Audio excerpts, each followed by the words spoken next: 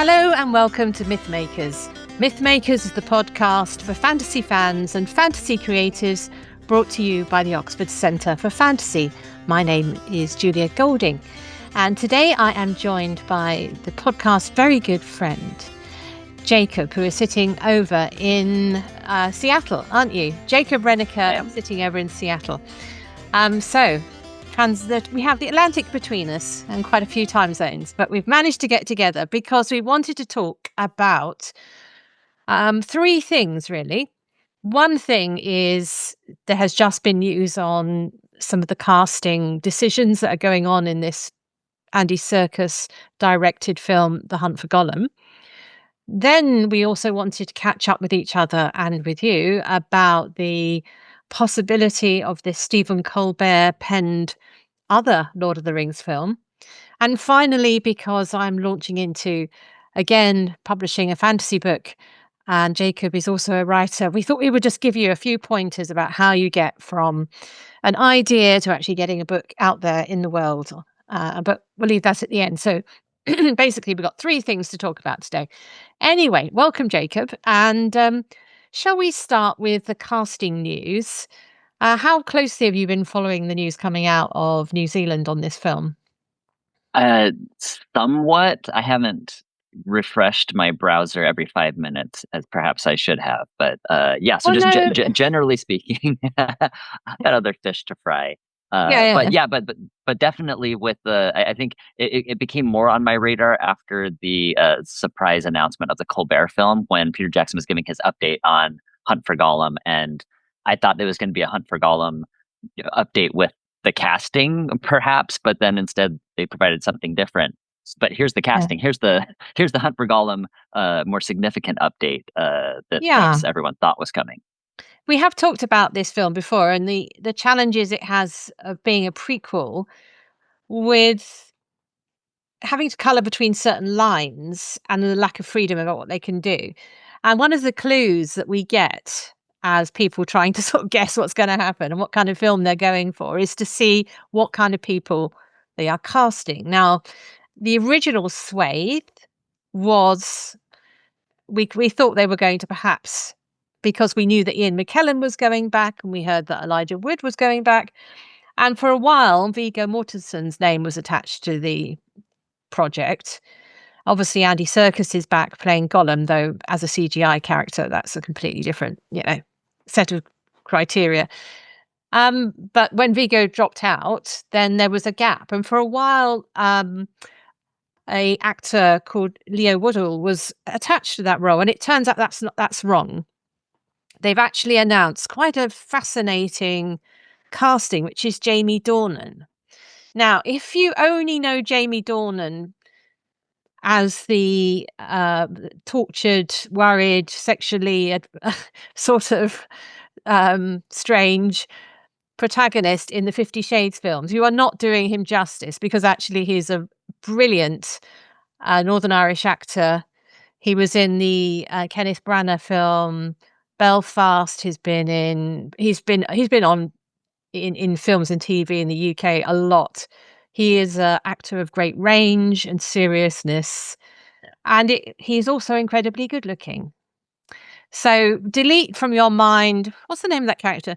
Christian Grey. There we go. Delete from your mind that, and now sort of think about him in his more Celtic Irish roots, which I think Viggo Mortensen drew so much on his own background as a sort of European mix. I think Jamie Dornan's got that sort of authenticity to him that he can bring to the role. So I actually think it's a really good casting.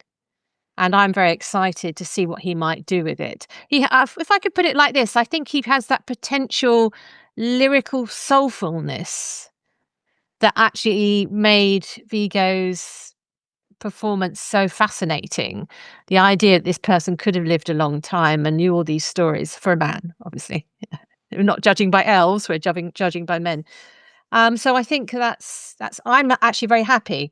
Did you, when we were talking before we started recording, you weren't really familiar with him, but do you feel a little reassured by what I've just said? By what you've just told me, yeah. Yeah. I trust you. And so, yeah, for the performances, if it's, as long as somebody can capture like what Vigo I thought brought to the role wasn't like a swashbuckling Strider, but something that you said like was more soulful.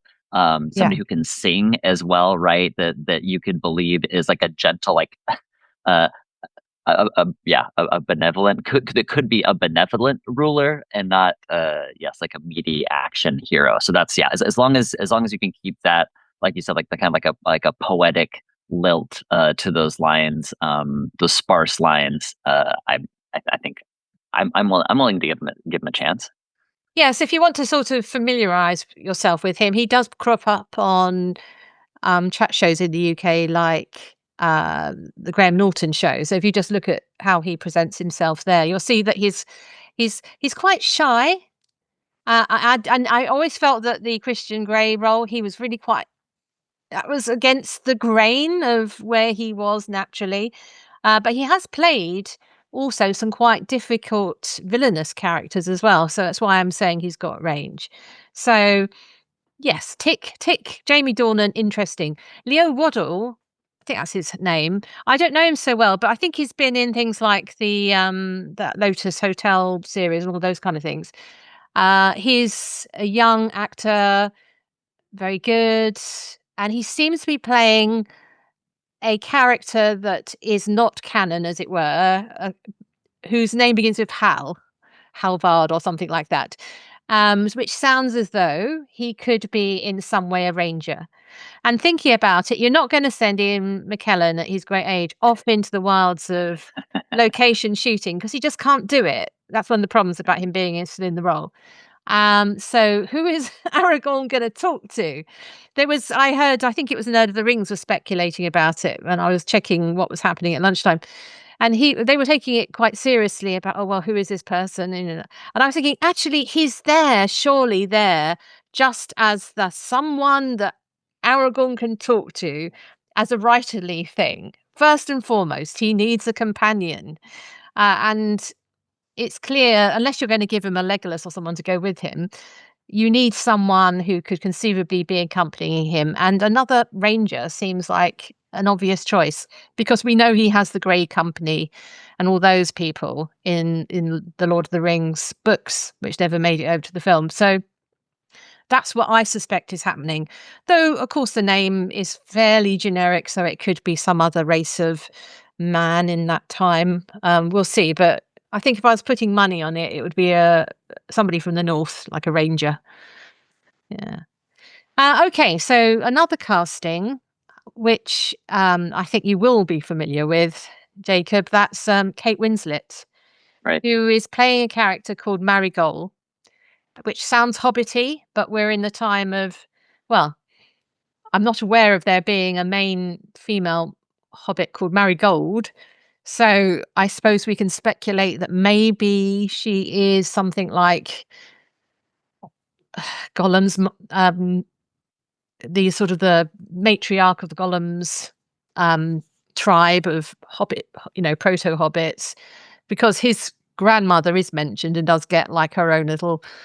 Gandalf talks about her and actually mentions her when he's telling Gollum's story. So Kate Winslet, who is more or less my age, so she's not old. Obviously, I'm not old. No, You not know what old I at mean? all. No, I'm not No, old, but is she's not a yes is young. becoming seasoned. Is She's not a seasoning young well. lady anymore. She's Right. becoming those sort of motherly parts. Yeah, right. So that seems as though, unless they're inventing another Hobbit, who in some way is going to be around in the sort of present day of this film, that doesn't seem plausible. I think she must be from some kind of backstory for Smeagol, Gollum. But what do you think about the idea of seeing Kate Winslet as a matriarch of the sort of Stour prequels? I mean, it could. Yeah, I mean, why not? She has the acting job. She could make it convincing. She could make it compelling. We do have. I mean, so Marigold without a D. We do have a Marigold in Rings of Power. Marigold Brandifoot, who was one of the characters there. So another like proto Hobbit type character. So I don't know if that's even part of their consideration on the naming. Okay.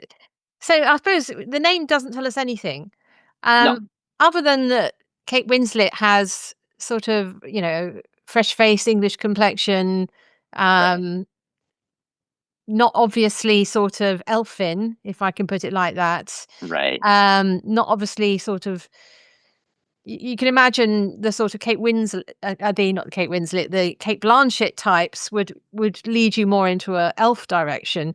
I think right. most people have immediately gone to her being a hobbit, but I guess that name doesn't rule out her being some kind of Something else. I mean, I ranger wish. I know woman. part of me was wishing that it would be that it could have been Aragorn's mother, because he needs somebody if you're going to show But this, that's not her name, is it? She does I have know, a no, it's name. not. No, exactly. So that's Yeah. how we know it's not going to be her. So, yeah, yeah. So it could have been, yeah. I don't know. Is it a relationship with the new? Is it something in relation to this, Halvard, this new character? Yeah, This could be. perhaps who knows? But yeah, but certainly not. Yeah. So it's not going to be. That's not an elvish name. No. So well, I guess, yeah, I'm eager to find out what she'll do and how prominently she'll be, what kind of part she'll actually play in the film, because these, like, in terms of like the material that we have, there isn't a large female, No. prominent role in that part. So whatever they're doing here, it's a new character. How do they put her into that story? Get, like you were saying, coloring within the lines of what's there in the text, and being aware of what's been presented in the films, to then kind of walk that line, introducing a new character who can do something with the role, like Kate Winslet obviously will be able to do. I just hope they can do her justice by providing a role that allows her to do something meaningful in the story. Yeah, and again, just to sort of emphasize those of you who only last saw her in Titanic or something, she has gone on to do so many different roles, including war reporters, and she recently directed a film that came out at Christmas, Goodbye June, with Helen Mirren, where she was playing an older, sort of a grown-up daughter to somebody dying of cancer. So she's got, again, the breadth and the range that one would hope. So she can do anything basically, and I agree She with you. can. Let's hope whatever part she's given, be it hobbit type thing or some kind of human, let it be significant. Um, Yeah. I will say that I have, so like my most recent kind of exposure to her is her audiobook narration of the Enchanted Wood children's series. She did the Faraway Tree audiobook that my child listens to sometimes. So I know that she can do, if it is kind of a more hobbity yeah, thematic role, the that she can. I've whimsy. heard her Mm. be able to do that, and do it well.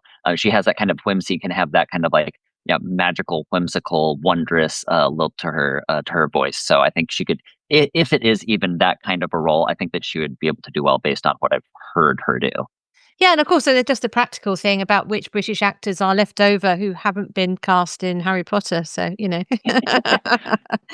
they don't want to cross streams of the franchises. Right. Yeah, that's important.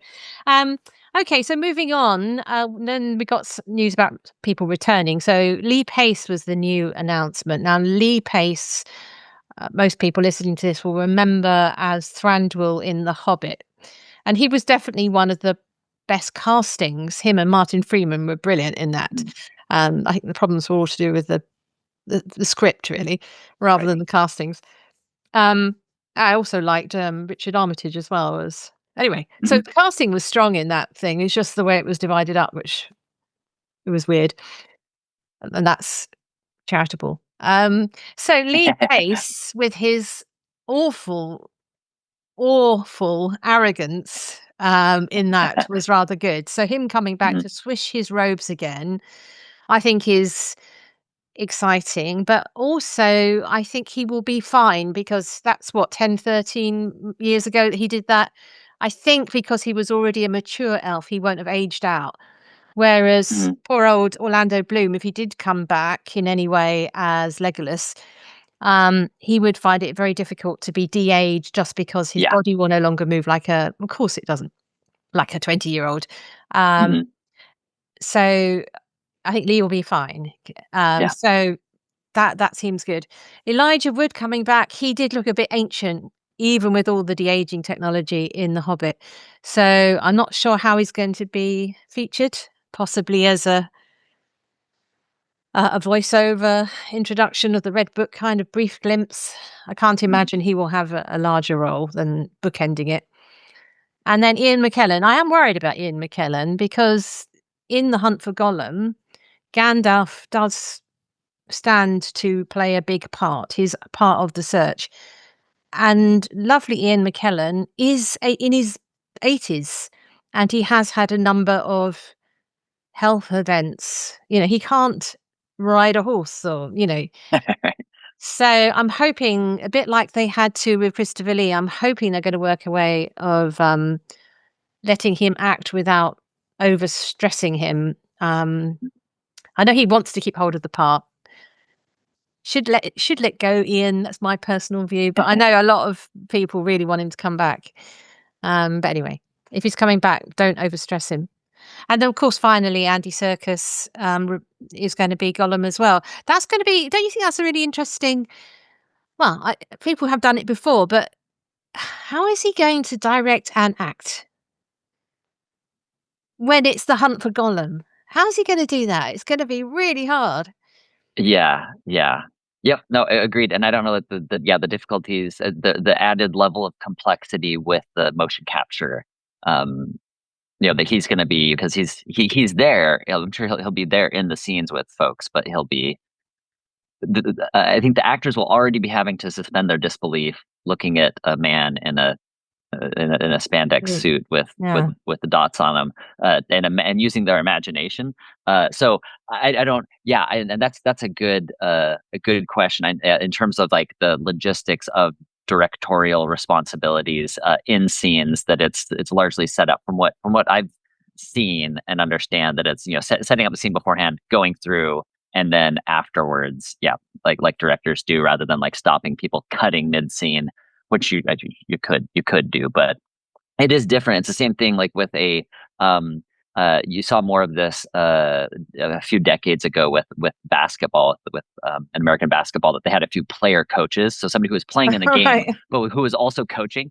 Didn't really last. There was just like a spot where people tried doing that, but they found it was strategically and emotionally better for all those involved to have the director who's just kind of doing their role of the maestro, if you will, of kind of like orchestrating all the different parts, rather than being in it, because that's completely different, because emotionally you have to be invested in the scene for it to be convincing and get responses from your fellow actors. So it is a level of complication. But I think that he did actually do this, if I remember from the making of, he did do this on The Hobbit for that scene, the best scene in the whole thing, when he does the riddles. I've got a feeling he was the director of the second unit and did that. Gotcha. So I've got in my mind that there is a bit where you can go and look what he does on the extras, showing how he does it. And of course, as you say, because it's a mocap type thing, that I presume he could have a double sort of when he's doing coverage for other he could have someone else doing that, and he can be, but it's not actually on him. Anyway, let's see. It's Andy, you've taken on a lot. Okay, so that was sufficiently joyful to find out that all that was happening. But we also heard a couple of weeks ago now that this did take me by surprise, that Stephen Colbert, who is best known for being a late night chat show host, but he's also a very funny man, and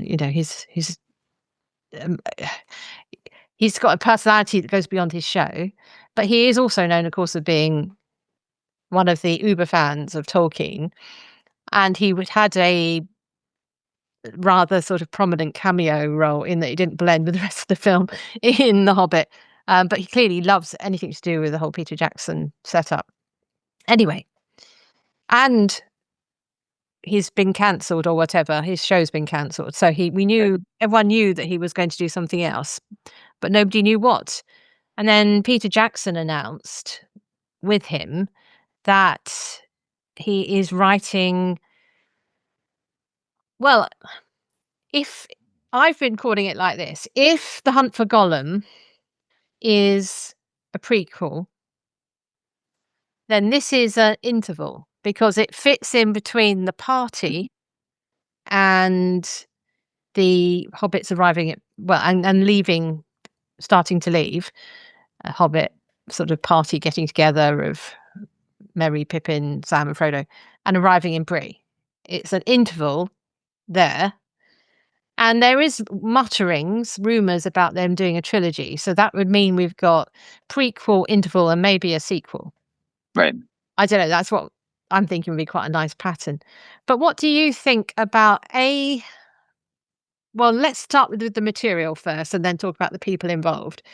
What do you think about this idea of filling in the bit? So that's the early chapters of Lord of the Rings, where they're not going to redo, Gandalf talking to Frodo and all that stuff again. Mm-hmm. They're going to conceivably can pick up with, I don't know, Farmer Maggot, because he was not really covered, the Old Forest, Old Man Willow, Tom Bombadil, Goldberry, Barrow Downs, Barrow Whites, Mm-hmm. and then presumably stop as they reach Bree. What do you think about that as material for a film? Yeah, that was good, and it was interesting. When Colbert announced it, he talked about those chapters. How he said when he loves the film, loves the films, and was looking, and also loves the books, and that he was thought, looking at those chapters that they skipped, that he kept coming back to them and said, like, is there enough here for a story? Because he felt that there was. And so I did the same thing, immediately went and revisited those.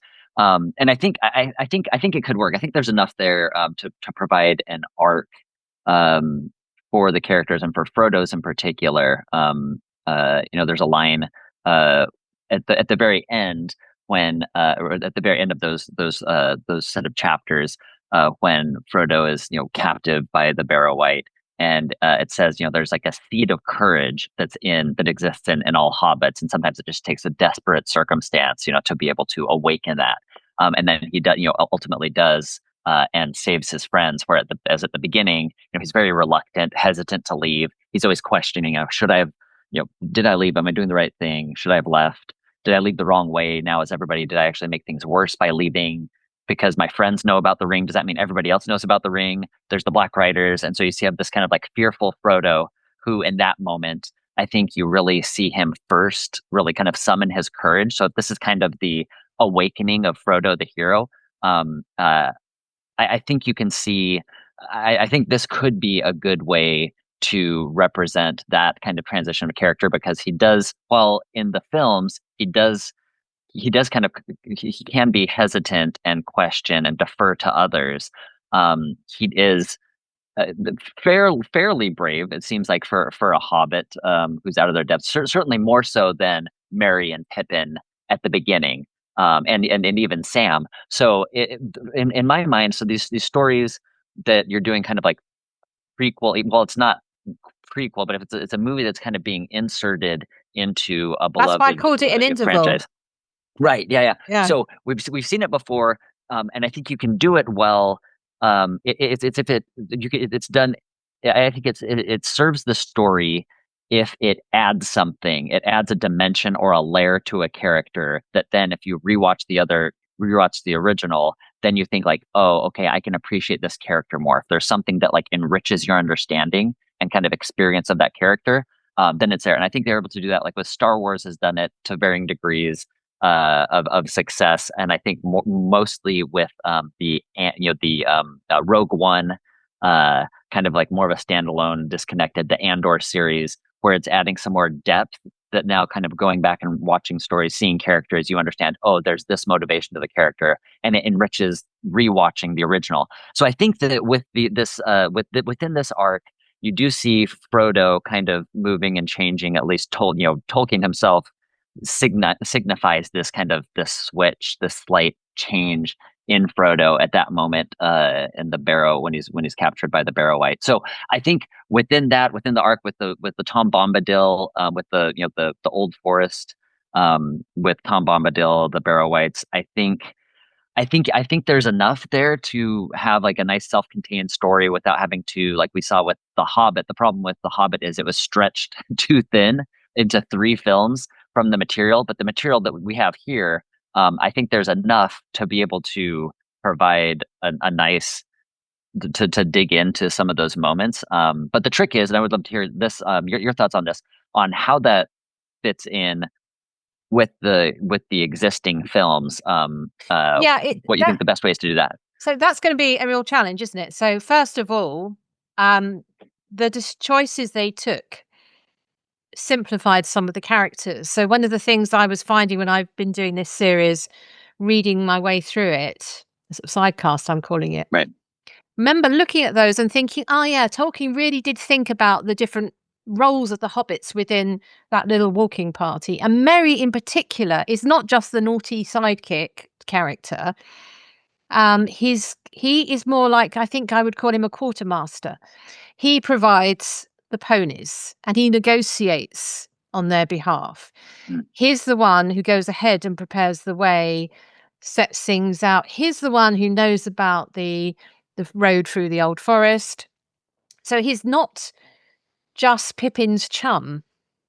And of course, Pippin as a Took has his own sort of background, but we got the idea of it'd be lovely to see Merry as a Brandybuck, because the Brandybucks and the which he will eventually become, head of that branch of the family, and they've got a very different culture, and that would be fun to see.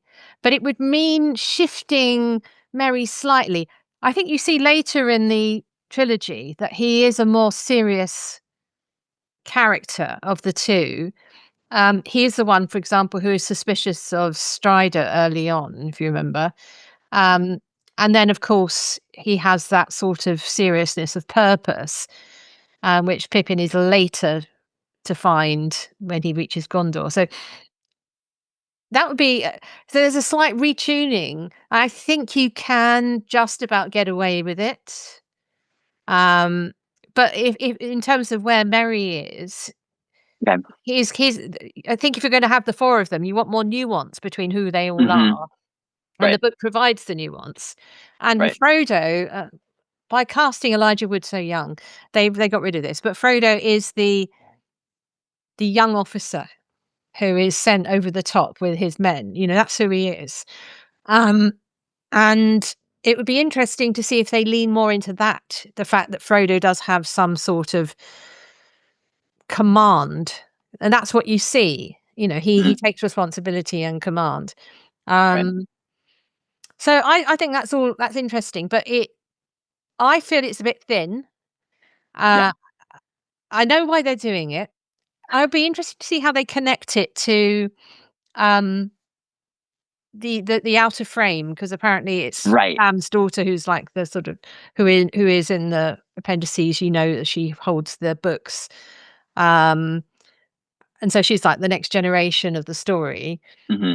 That's where I would put the sequel if I was going to do Right. it. Right. Yeah, Yeah, and that seems, and I've seen, that's what they did with Star Wars with The Force Awakens. It was kind of the passing of the baton. So they had the yeah, original characters in, and then this new crop that they were, presumably kind of like rolling off the yeah. the franchise onto the shoulders of. So this could be a way, if they're introducing that character and having her as kind of part of the framing story. If they She's wanted to, they Eleanor, could isn't use her. she? Yeah. She's Eleanor, I think. Is that the right name? Yes. Yeah. Because it's named after the flower that they see in Lorien. So, Yeah. um, yes, and I think she's the one who becomes she's also bright lady in waiting to Arwen and things. So I'm quite Exactly. excited Yeah. about her. I think she sounds really interesting. Um, Yes. but it is frankly thin. And the stakes are quite hard to persuade you. I know that the sort of strap line is the fellowship almost failed before it began. You'll Right. have to work hard, I think, to To convince. Yeah. make that stake, because you don't Yeah. have the sort of the sexy characters like um Aragorn and Legolas and Boromir, all that is sort of the men around. You've Right. got Right. laughing, chuckling Tom Bombadil.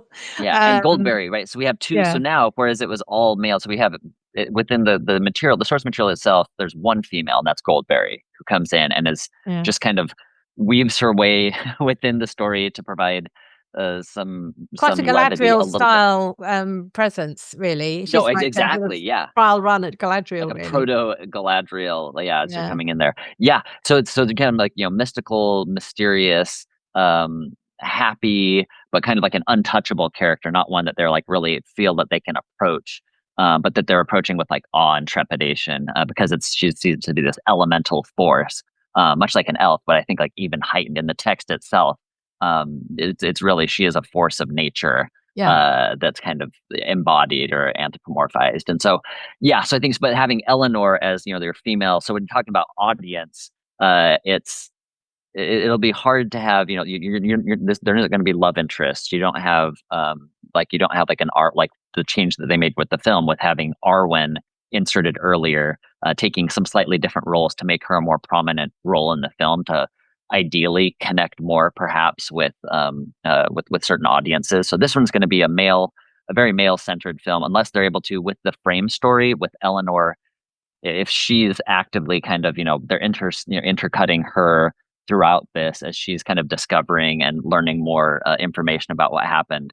I think what I'm interested to see is how they explain within the scope of the film why this didn't make it into the story that everyone knows, which is presumably, the films that we saw them. So it's like, well, what was about this whole, there was an entire character, like elemental force, perhaps the oldest being that existed on Middle Earth, and you just didn't mention that in your story to us.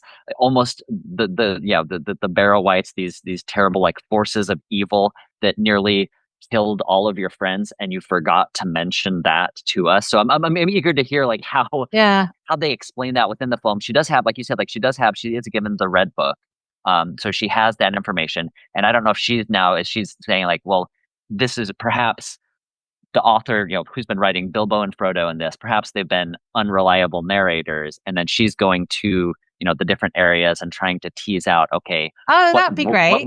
what didn't they tell us here? And she's Yeah. seeing different things, like especially with like the barrow blades, the barrow white blades that they receive, in the books. It's they get that's where they receive Yeah. their swords that are really daggers, right? Tom Bombadil gives them, from the Barrow White's treasure, and that's how they're armed. Whereas in the films, Aragorn is the one He who just happens arms to have them, some. Yeah. has some extra swords, because why not? He's Yeah. well prepared. He's a monarch in waiting. I think So they may have to abandon the idea of completely dovetailing, yeah, exactly. because So I otherwise it's think, gonna be such a straitjacket. no, it will be, and especially with the farmer. You mentioned Farmer Maggot, so I went and rewatched the little section of the There is film a just to see, soldier like, farmer maggot, isn't there? they mentioned, yeah, so they mentioned Farmer Maggot, like that's who they say they're running away from when they Yeah. run into them in the cornfields. Yeah. They say, yeah, so you see the scythe kind of, Yeah. bobbing up and down there. I'm interested to hear from you, Julia. So I think the biggest character here that is going to be to play a part in this, and will probably, clearly is going to be central to the plot, is Tom Bombadil. Oh, yeah. So your thoughts on how to handle this? I'd love to hear, how Tom Bombadil has been handled. We've reviewed, Rings of Power season Yeah. 2 was kind of our first like on screen. We have audio adaptations like with Andy Serkis, with his narration of Fellowship of the Ring. We have a American National Public Radio adaptation that does include Tom Bombadil, but the BBC 1981 radio adaptation skipped over that part, that whole section there. Mm. So what are you expecting? What do you hope? What do you fear with Tom Bombadil? What would you like to see, especially with your close rereading that you've been doing? What do you think? How do you think they can serve Tom Bombadil here in a way that he hasn't been served elsewhere? Okay, so the reason why the book version of Tom Bombadil comes across as like a nursery time figure because he was a nursery character and we're still with Tolkien at the moment when he's still thinking of it as the new Hobbit. And they had this little figurine in the nursery, and it was incorporating a child's toy in the story and then sort of doing the Tolkien thing of, oh, well, it's actually going to be this, it's much bigger than that, of course. And that origin is kind of dropped away.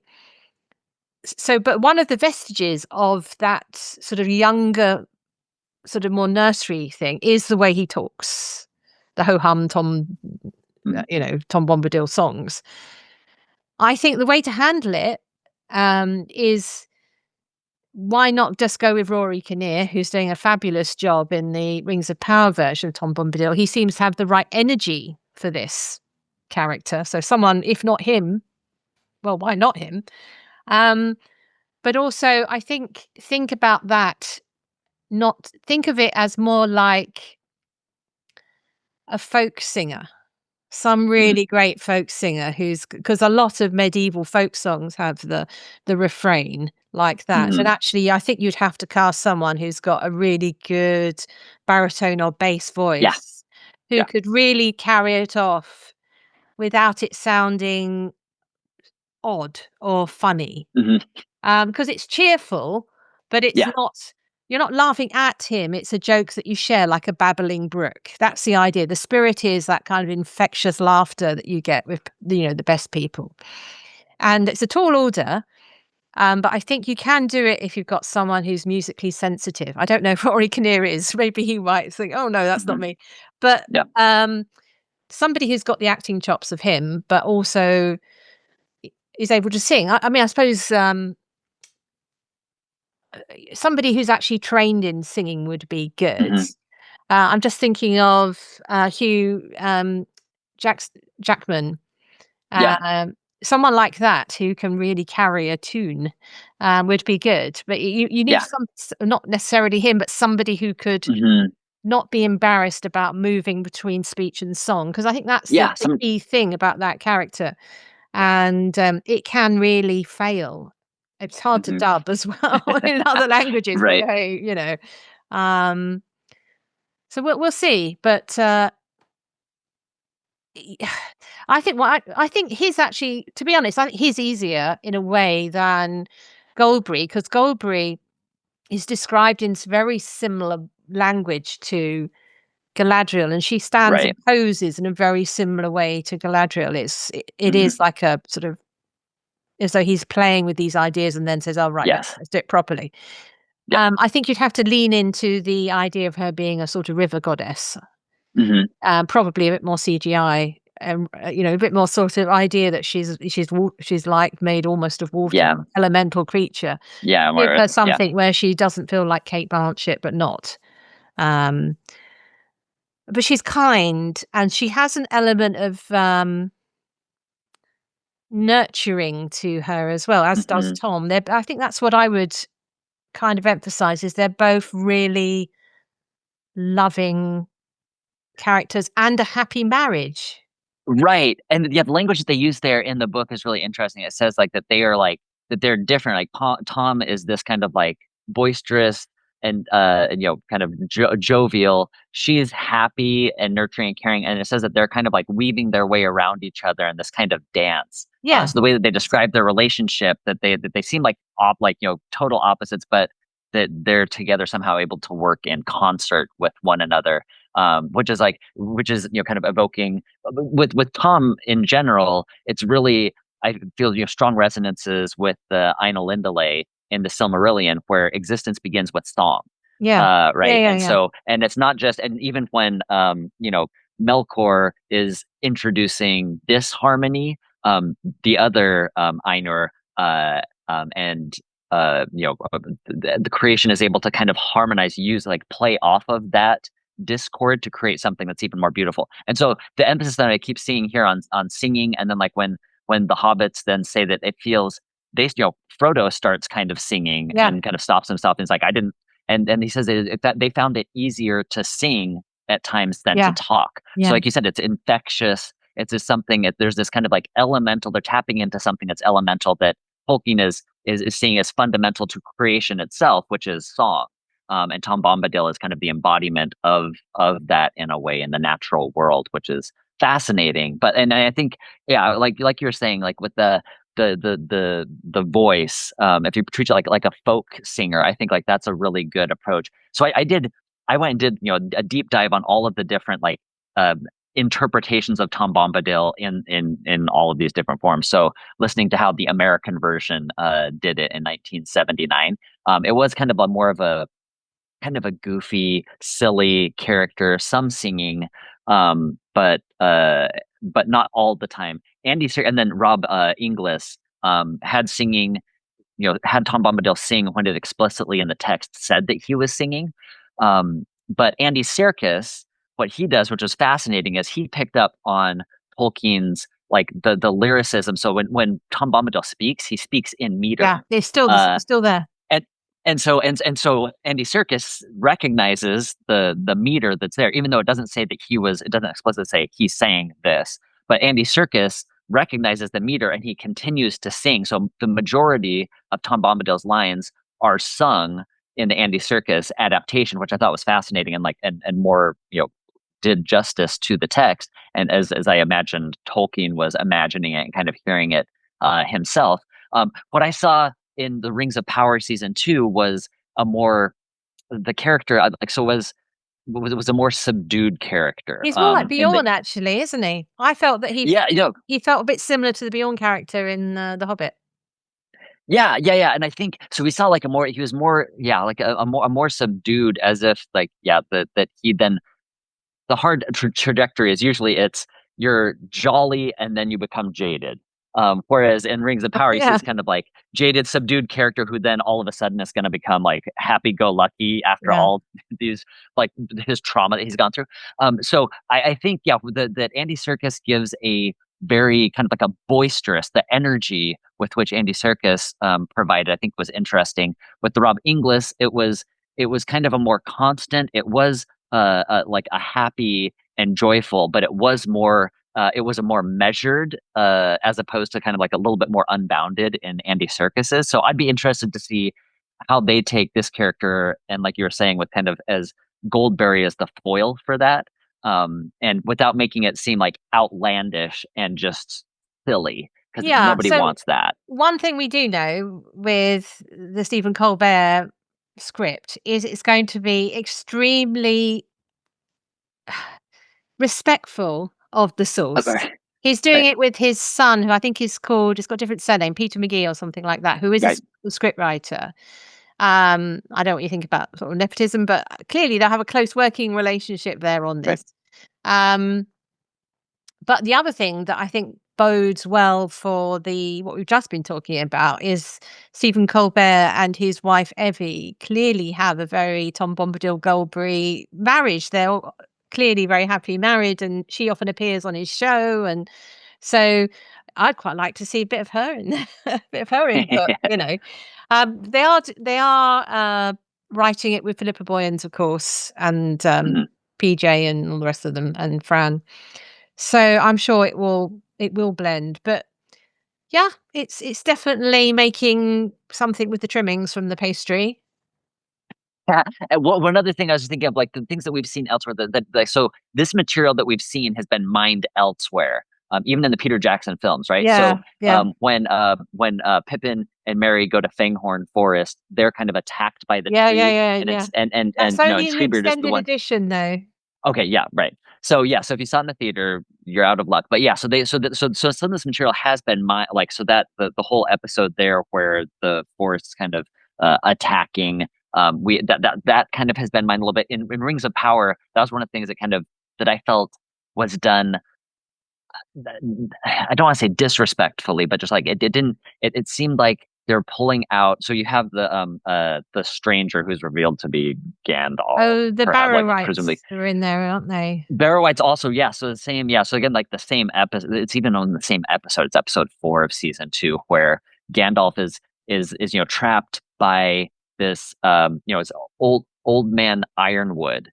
So they just changed that off, and then even the same lines where he's saying, when Gandalf's trying to ask him who he is, his responses are the same as as Tom Bombadil's response to Frodo when he's asking, "Who am I?" And even the singing, and so it just seemed like they were just kind of like lifting the parts, copy, insert, paste. Find and replace, find and replace this, put in some other generic names, and put in the same situation, rather than taking the spirit of that and seeing how it would happen and organically kind of unfold. And there, I felt like it was trying to steer too close to that. So the same episode, they have Tom Bombadil and that kind of a tree attacking our heroic character. You also have the Barrow-wites in a separate, separate story separate plot with Galadriel, I think it Galadriel was. and Yeah. Elrond, and and that's kind of more of an actiony fighting the Barrow Wights. I didn't find that one as objectionable because they were taking this concept of Barrow Wight and then just like having those as an obstacle, Yeah. and wasn't really a plot.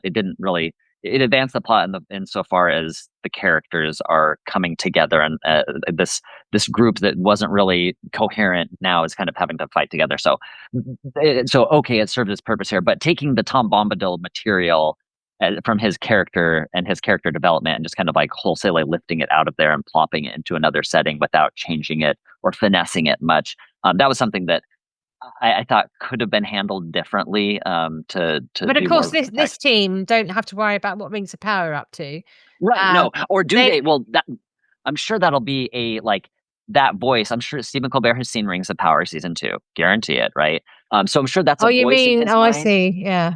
So as they're doing that, I'm sure they're saying like so that Tom Bombadil has been portrayed recently. If it was like something from if it was the Rankin Bass Yeah, animated adaptation, then if that was the only thing, then it would be a problem. But so recently, we've had a Tom Bombadil live action adaptation within the past 2 years when this is being developed. So I'm sure that is playing, that's something that they're kind of triangulating around. Like, do they want to? How are they responding to it? Because they can't, it exists already in their mind. So they have to decide, okay, do we want to lean into that character choice or do we want to go a completely different direction? And so it has to be yeah. reactionary by virtue of the fact that it does exist in the world and it's something that the people that are involved likely have seen.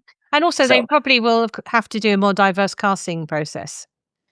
right. So you might actually go for a very different type for Tom Bombadil. Right. Well, Tom Bombadil, his hands are described as brown. Now you can when they're describing him, so he doesn't say like exactly how he's looking, but he's I mean he has red hair and whatnot, but that he's darker complexion, and so there is just like with Harry Potter with the casting, right? I think there's enough leeway in the text that you can work with it a bit. Yeah. So I would hope that they would do that because Yeah. they're stuck with the hobbits in with the characters that they have. They can't recast. I don't think it would be difficult to then put in somebody of a completely different ethnicity as say like Pippin If all they're of a sudden trying like that would if they're trying to make it feel as though it's, seamless with the rest of the story. right, exactly, Yeah, exactly. yeah. They can obviously play around with having a more diverse, Hobbit cast. Why not? I think they should. They Yeah, probably already great. started doing that in The Hobbit. I didn't really notice, but, they certainly did They that with did. Lake Town and places like that. Okay, so, that's as far as we can really get on that at the moment, other than I think it's really interesting and, yeah, good luck to them all. I'm sure they have, of course, they have thought through all these kind of things we've been talking about, but Stephen Colbert feels he's got a line through this. And I want him to surprise me and actually think so that I can say, oh, that's brilliant, Stephen. Well done.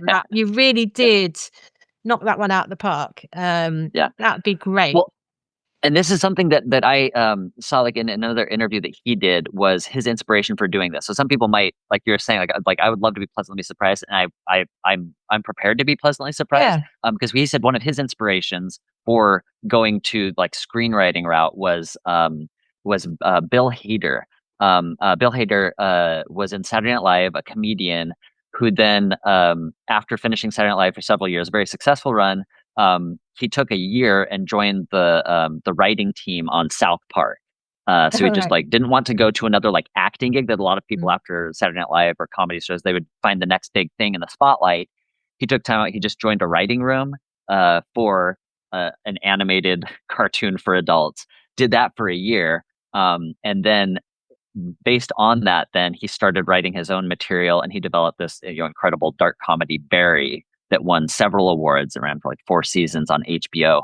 Yeah, it's a dark comedy that has some like serious like drama, has some like it's really really good. And so Stephen Colbert said he was inspired by Bill taking time off from being in front of the camera to then work on storytelling, and what that did for him. And he said that was really kind of what inspired him kind of look for that route, as he knew that his runway was ending with the Late Show, that he wanted to then, what do I want to do? Get into writing. And luckily he called his show being canceled a eucatastrophe, is the Yeah. specific word I that he noticed uses that. Yes. in right. So clearly this is somebody who knows Tolkien, not just like his, the fiction works, but also The his theory. nonfiction, his scholarly works, right? On Yeah. it's scholarship on fairy. So I do definitely see this as something that he's now able to, and I'm grateful that he's able to kind of pivot into something, his passion, that maybe he can use his success, the resources, the connections that he's made, to then now try to do something different and to contribute. He says he feels like there's something that he can contribute to this because of where he's positioned, because he loves the material so much. He wants to make sure that it's done right. Yeah, and He what's a wants to lovely do it thing justice. yeah, and what's a lovely thing to look forward to, because, Yeah, when the world feels bleak, I like looking forward to projects like this where I think, "Oh, well, that's coming in, 2027, and then 2 that's years, coming," right? yeah. Right. So, it's nice to have that. Um, I think 2027 is The Hunt for Gollum, isn't it? That Right. Yeah. and So then I probably presume presumably this after that. one is a couple of years further on from that. Very sane on the part of Stephen Colbert. So just to wrap up, we were going to also have a think about, for the many people listening who are interested in being writers like Stephen Colbert, but perhaps writing fantasy novels. And I know this is an area, Jacob, that you'd love to break into. Right. Um, and I've just sort of got a new contract to write a new uh, children's book, which has a foot in the fantasy market. I thought it might Mm, be a good idea just have a touch base about what's happening now um, in publishing in yeah. the area, and we'll sort of keep dipping back in as I go through this year until publication. So, Right. what have you So been yeah. So thinking tell about me. it all? Yeah. So yeah. Tell me. So with the changing face of all these different things, so clearly there's a demand for it, right? With Impossible Creatures being optioned by Disney, Yeah, them kind of seeing that as their kind of Harry Potter, Fantastic Beasts series. So this is something that places are looking to to find new voices, to find exciting stories that they can then turn into intellectual property, to state it craftly. They're looking for good stories that yeah. they can exploit, that So people will resonate with people, and that can help to help sprout different media of different sorts. So Impossible Creatures how are is you actually navigating an that world? interesting example because, that's by Catherine Rendell, who I know a bit. I reviewed one of her very early books and, went to dinner with her. She has a, uh, a role at All Souls, which is like this completely bizarre Oxford Right. college with no students. It's just Right. right by the, Bodleian. It is like something from a fantasy, Philip Pullman or something. Um, I have read some of her other work, but she's known as a very literary writer. Right. Yeah. She's also done a well-regarded biography of John Donne, for example. So she's Right. got this sort of Yeah. academic side to her. So I haven't read Impossible Creatures, but I know, as you say, it's been optioned by Disney. I'm not aware of It's it good. having been a runaway bestseller here. So it's interesting that a property like that, which doesn't have a big following, not like the How to Mhm. Train Your Dragons, has Right. been picked up. So that tells me I must go away and read it and see what's going on there. It is, yeah, and this is I think what I'd love to hear, like as you're approaching this. So clearly, like money's been put. So Barnes and Noble here in America picked it as one their book of the year. Yeah, For young readers, they have different editions. Like printed, on the spine. They have like a Griffin edition. There's different editions you can get. My child got stickers. They have like a sheet of stickers for kids of all the different mythical creatures. They're on the back of his high chair.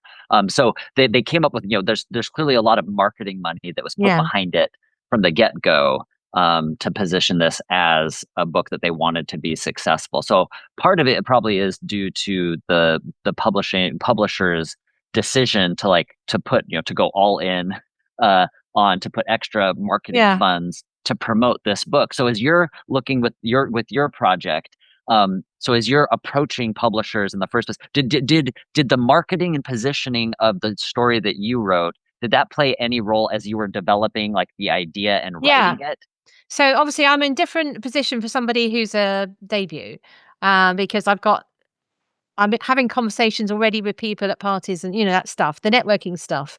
So how this particular one came about was I was having a conversation with some people at my agent's retirement party asking, what are you looking for? What do you want? And this concept came up, which I thought, oh yeah, that is a good area to be writing in. So it was just a couple of lines about the kind of area they were looking for. And if you can see what publishers are looking for, look at wider culture and think, okay, so what's really hot at the moment? What's really if it's a massive year for football, for example, there's bound to be football books. If it's a massive year for space, there's going to be people writing about children going to space.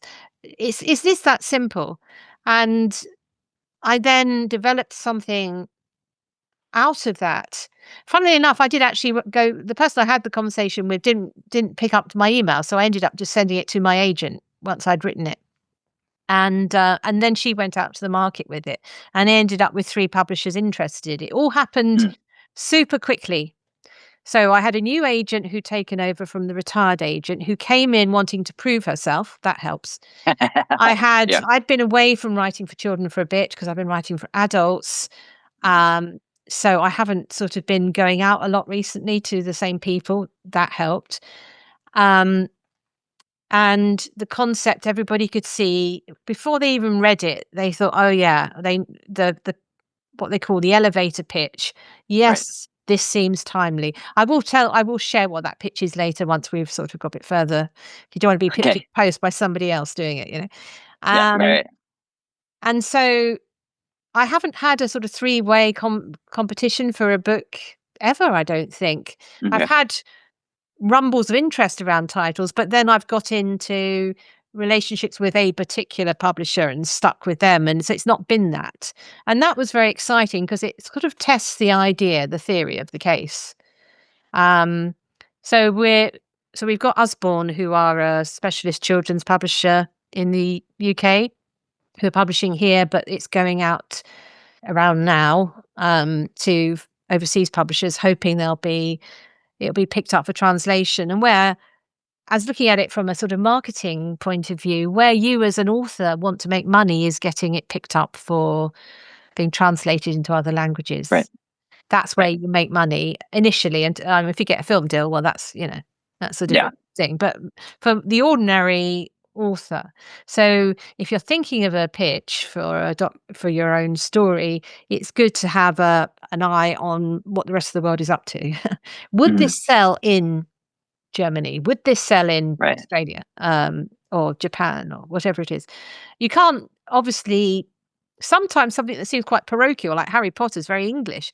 That actually is part of its selling point. So it doesn't, being local doesn't matter. It just, I suppose, means is the world sharing this cultural moment, ready for a wizard or an impossible creature or whatever it is? Is the world, so that's what's going on there. So I would say if you're sitting out there thinking, I really, really want to get published, and I'm listening to Julia talking about having a good idea, I'm going to go and share. I've got lots of good ideas. I'm going to go and ask a publisher if my good idea is worth writing. No. Stop. What you've got to do is you've got to sit down and write it. So after my conversation with somebody where I thought, oh, I know exactly what I can do there. I've got a really good idea to fill this slot. I spent November and December writing it. And by the way, middle grade books have got a bit shorter than when I last did one. Yeah. So what's the word count on yours? They used or in the general range? Well, it's just under 60K. It's about 59K. That's a bit long. We may even try and trim it down, but it's quite hard because of the plot to trim it down. But when I first started out, 60K was like a minimum. It used to be in the contracts at least 60K. And adult books would be at least sort of, 90, and YA books would be in the sort of 70 to 80,000 words. But modern children, the way it's going to be presented will be easier to read, more white space, more illustrations. This is all to do with the modern child and the sort of visual culture they're moving in. So don't write long. If you've got a children's book out there and it's 100,000 words, wow, no, really don't bother. Someone is going to fall at the first fence for a middle grade. Of course, there are big fantasy epics that get to that point, but that's for an older age range, adults and upper end of YA fiction. And then, so you go in with your full manuscript, and then you start in this process with the edit. And what's happened in this case is that the contract negotiation happens with, in my case, an agent and the publisher. That kind of happens out of your hands. You just sort of hear words coming back, and you get going on what you're going to do next. And well, before that, Julia, did the new agent that was taking over for the other agent? I know that in the process that typically you'll get notes from your agent, like you get this manuscript to your agent. They'll send notes on your new. Yeah, so you're an established writer, and you've been with an agent, but then you have a new agent. Did you receive notes before this new agent went out? Did they give you any notes on the manuscript before then they took it out that you had to address? Yes, my previous agent would occasionally as well, particularly if we were going out to market with something new like this. And my new agent is called Molly Kerr-Horn, who happens to be American. She's wonderful. And so she gave me a round of comments in early Jan. I always deal with things very quickly because that's just the kind of way I am. And so I sent it back to her a week or so later. And then she went out to market, and we got the contract in Feb. So that's quick for publishing. Okay. And it's because this has a particular timeliness to it. Normally things are on a sort of 2-year schedule, whereas this is on it will be out in January. So it's on the fast. This coming January. Yeah. Oh, wow. Yeah, that is quicker than Andy Serkis. But less moving parts in a book. Yeah. So okay, so that was revised. So you'd already done some revisions before then. Your new agent took it out, and then with the bidding between 3 different publishers. I would say to aspiring authors, don't be an author if you don't like reacting to other people's edits and notes.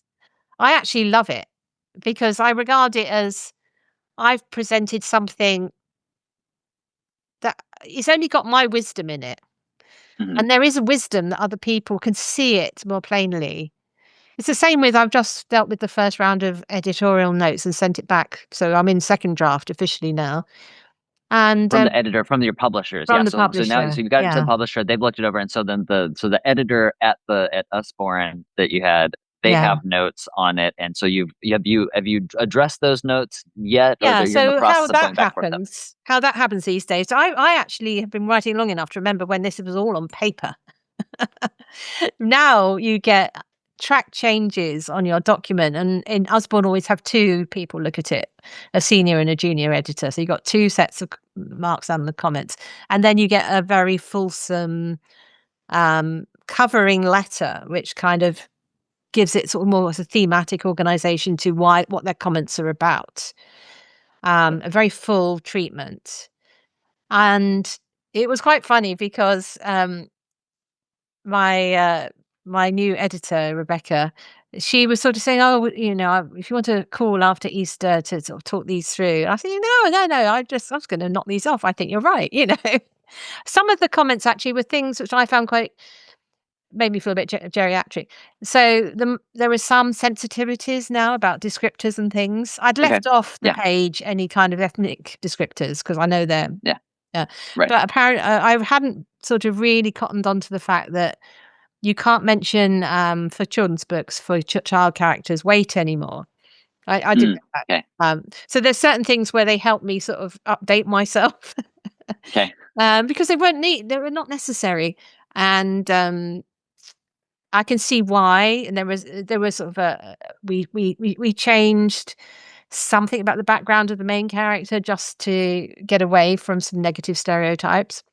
So that's also good because you come carrying in my case, I live in Oxfordshire and I'm, the age I am. And so I've got a whole set of baggage, which I don't even know I'm carrying.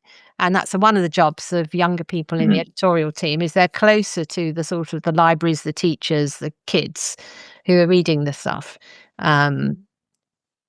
or at least where the market is. I don't suppose the kids Right. don't know that much, but where the market is. Right. So there was one comment, for example, I had an insult in it where somebody called somebody else a pillock, which is a very mild English sort of you ridiculous person. But there was a little mark saying, "Oh, this would put people off using it as a class reader." Oh. So why don't you Interesting. use it something, because maybe they think it's more rude than it is. It's not rude. Yeah. So we went for a different one that doesn't raise the same Okay. issue. So even though something like that, which I was not Good. using anything anywhere close to anything sweary, but Right. Yeah. still it was in that sort of, "Ooh, That's I yeah, can't say and that's that." interesting. Okay, so marketing wise, right? So that means that your editor is looking at this as not just a book that people are going to pick up at Waterstones, like a parent, because it's with middle grade and below, it's really the gatekeeper. So it's the librarians, it's the Yeah, parents that are buying these books for the kids. So they're looking at what the gatekeepers might think of a term like that. And so they're seeing it as something that could be used in school as a book to read in yeah, school, rather than just saying, I'm just putting this on the shelf at a local bookstore. It sounds like they have a broader view, yeah. that they would like this to have a broader appeal. And so that's why they're making these kind of fine-tune edits. And that seems very helpful to Yeah. position you as best as possible. And I'm assuming that they'll also be putting marketing funds behind there, if Yeah. they're to suggest that this in either like placing reviews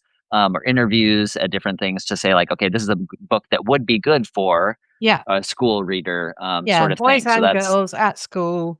great. And it can be read out aloud in a class without offending anyone, or Right, right, right, um so you don't want to make it too anodyne, of course. So right. my main character does sort of have her own, it's not so much swear words as like curse words or exclamations. So I've given like bit like an ent might say root and twig, those equivalent. Mhm. So I had fun inventing things that she could say. Okay, Um, just sort of fun things to make you giggle, but not to make you feel, "Oh, that's naughty."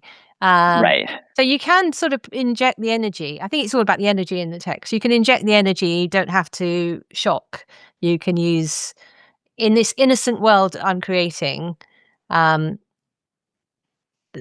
that it has those elements which hopefully kids will find fun. So we'll dip back into this later, because the next stage will be, I'll tell you about working with illustrators and maps and all those Yes. kind of things, which are standard, like absolute core fantasy fun things to do. In terms of the level of fantasy in this, it's a kind of alternative world to our real world. So Okay. it doesn't have magic, it's just got a sort of extension of the steam age into the 20th century. So the technology is worked out to be different. And there's an element of more sentience in animals than there is in the real world. Hmm. Unless you've got a very well-trained dog. But you know what I mean? There's an element of slight fantasy sprinkle, without going straight over into a sort of a magic economy or anything like that.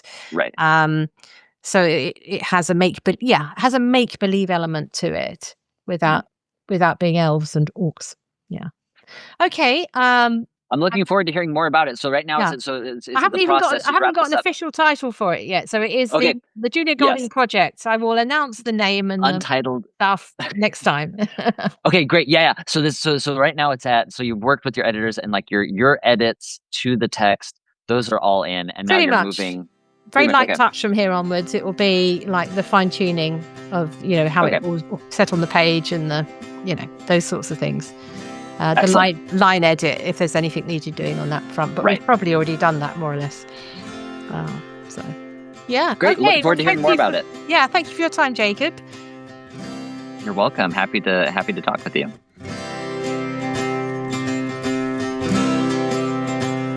Thanks for listening to Mythmakers podcast, brought to you by the Oxford Centre for Fantasy. Visit oxfordcenterforfantasy.org to join in the fun. Find out about our online courses, in-person stays in Oxford, plus visit our shop for great gifts. Tell a friend and subscribe wherever you find your favorite podcasts worldwide.